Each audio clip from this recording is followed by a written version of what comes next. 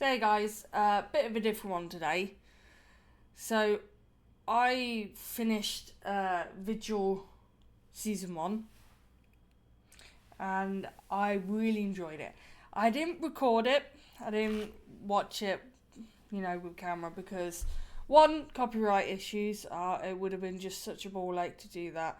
The episodes are super long, so I'd have to have done a shit ton of work to record it. And 3, I just wanted to watch it and enjoy it and not have to have a camera in front of my face and make it into something. So, and I was just like, you know what, fuck it. I've been meaning to watch it. I knew it was gay.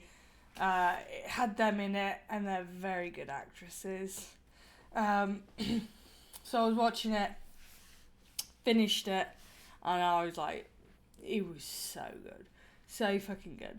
I haven't started the season 2 yet. I know that's just as good.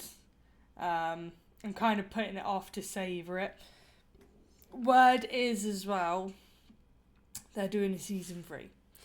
So just warning, there is spoilers. So if you haven't watched the show and you plan on watching the show, I would not recommend this video because I will be spoiling certain things and going into certain details. So it was gay, but that wasn't it. That was just part of the story. It wasn't the main focus. It was just there. It wasn't it made into such a big thing or labels or it was really well done. They added those elements, but it wasn't a massive. Let me just move my mic a little. It wasn't a massive thing, So from the get-go, my brain was on the bloke that was, chaperoning her about and, all this. And I thought, right, he's going to be a dodgy fucker. See, I'm already getting excited and I'm not even explaining what it is for people that don't know. So Vigil is a British TV series. It was 6 episodes. Hold up, let me quickly look. 6 episodes. Yeah, 6 episodes for the first season. And it's pretty much someone dies on the submarine, so then they send a police officer onto the submarine. So Susan Jones, I'm horrendous with names, so I do apologise if I'm butchering names. Susan Jones, who did Gentleman Jack, and she's done shitloads of series. I know her from loads of British ones because I'm British. Plays Amy, and she's one of the detectives, right? So she goes on the submarine, and it's only meant to be a small thing, and it turns into much more.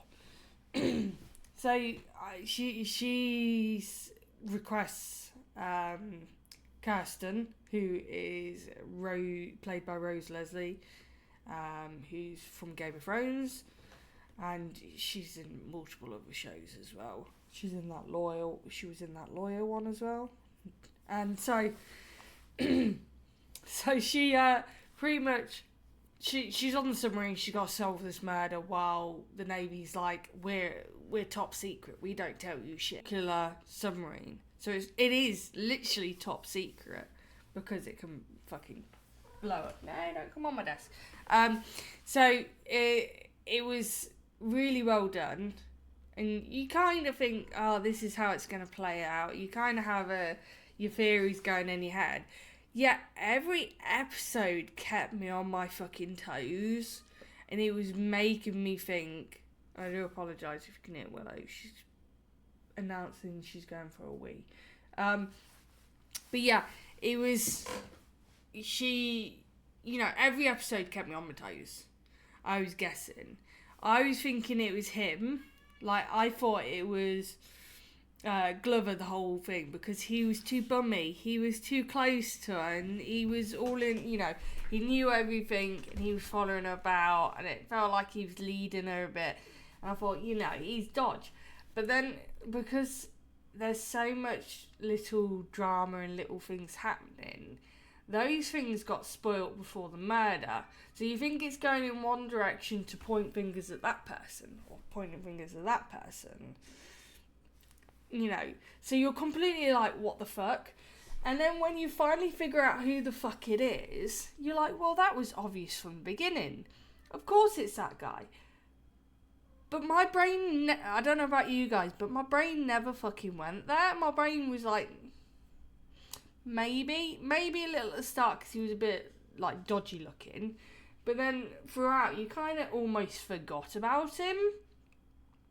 Which was the point. I think they kept him so under the radar that you forgot he was there. Because you were so focused on other things. And I think it was brilliantly done how they did it. And that last last episode was done so well. I had to rewatch it. I've rewatched it like 3 times. It was so well done. And I like how, you know, you had your almost misfits in the crew, or the people that did stuff that was wrong, then had their almost redeeming arcs in the last episode. And I like how they did that. It was really well done. So you had like the submarine aspect, like on the thing, and then you also had Kirsten working with another detective on the outside to kind of figure out what was going on there, because it had all these so many different elements, and it was again really amazing to see not just the submarine aspects but the other aspects. Because, you know, sometimes you watch a show and you get focused on one character and then it sidetracks and it goes and watches another character. And you don't really give a shit about that other character. You're like, come on, put the focus back on the other one. On this one, I didn't care. I didn't care who it was showing, because every other person, in addition, was bringing something to the table, adding more information to then get your brain working. And that's what I really appreciate about some of these shorter series, mainly the British ones, because I've not really watched any other country that does it, where there's so much storytelling in the script, you're almost reading a novel in that sense.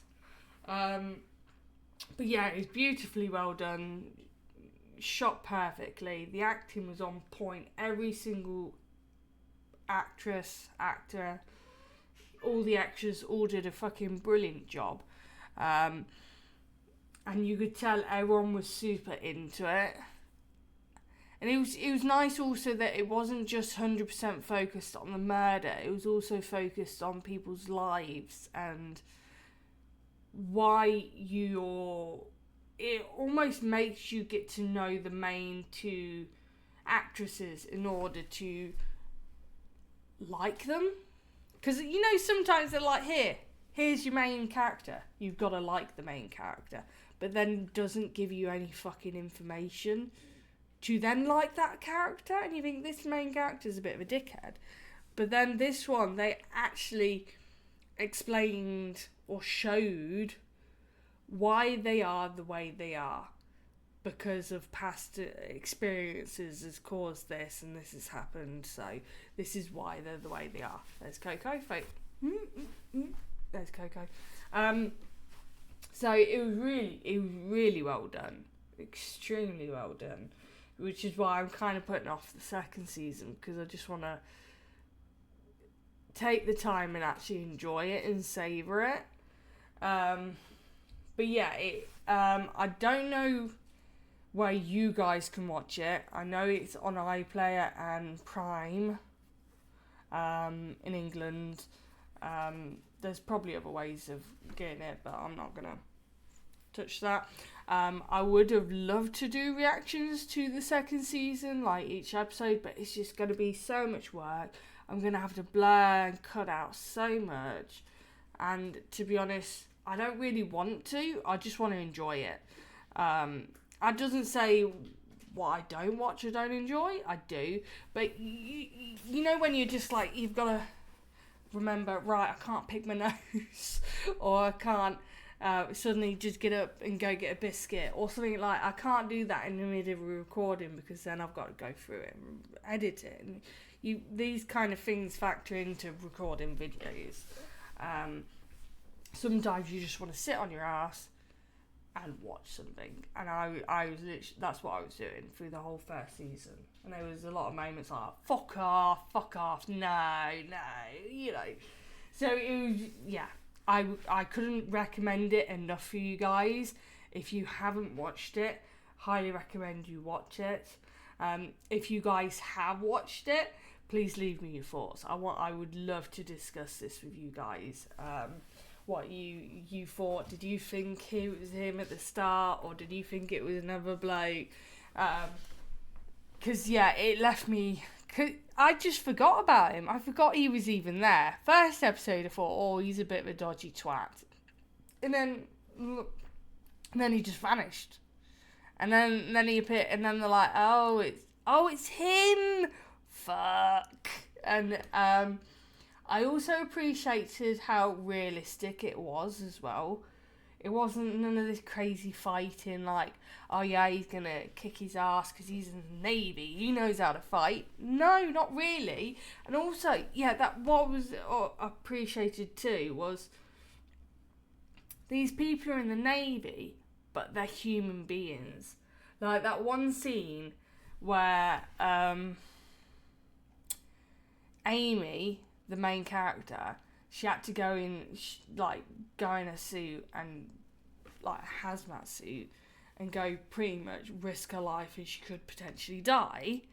And she wrote a little note for her almost stepdaughter, and she gives it to the person who's in control of like the telecoms and all that, and that person's like, yeah, and then as soon as she goes, that person's face just drops like, oh shit, she could die. And she's in the Navy, and you think, oh, but she's in the armed forces, she should be used to death, she shouldn't be reacting, she should be serious the whole time. But that's not reality. The reality is people in the armed forces are just normal people. Yes, their job is high stress and high impact, and there's a lot of death around it. Doesn't mean that that's not who they are as people. So yeah, it was nice to see that they added the human aspect to the side characters. You saw them as people instead of like, oh, they're in uniform, they're a soldier. But no, they're a person. So I like that they made it human. They just made it real. They made it realistic. So that subtle element also added so much to the storytelling. Sorry, I'm rambling. This is what it is. This is me rambling. That's obviously why I called it a ramble. So, yeah, really enjoyed it. Really looking for the second season. Susan Jones is just outstanding in everything she's done. Like, Rose Leslie is brilliant as well. You had Gray Lewis in it, who I'm literally reading the names. I cannot pronounce names or remembers names. So Gary Lewis was also in it, who was the boss. He's also in Outlander. And then Patterson Joseph. God, he's been in fucking everything. And then you got Connor Swindles, who's in the new. What the fuck are you doing? He's in the new SAS thing. So yeah, it really, really stellar cast. That's the word. Really stellar cast. So, yeah, really recommend it, guys. Is there anything else I can think about? I also liked how the relationship was told. It was fucking crackers. It was subtle, but also it got its story across at the same time, but it didn't take away from the main story. It didn't go like, oh my god, they're gay. It was just there. And it didn't... It added to the story. It added layers. Because it wasn't thrown in for the sake of, here, have some gayness to just spice it up. It was... Here, have this element because it matches this. This is why we've done this, because it matches this. And it adds emotion. It added emotion to the storytelling. What the fuck are you done? Have you peed? Are you pooped? What? Why are you crackers? Huh? Why are you crackers? Well, you got to come say hello now, because you're running around like a blue house tit. This is Coco. He's having a mad five. I don't know why he's having a mad five. He's probably had a pee. That's what they generally do. They have a mad five and then they run around like a twat. So yeah, that's it for this video, guys. Just my ramble. I'm probably going to Lioness Season 2. I did record Season 1, each individual episodes, but that was so much fucking work, and I don't think I have the patience to do it. Unless I get someone else to edit my videos, which involves money, and I don't really have money.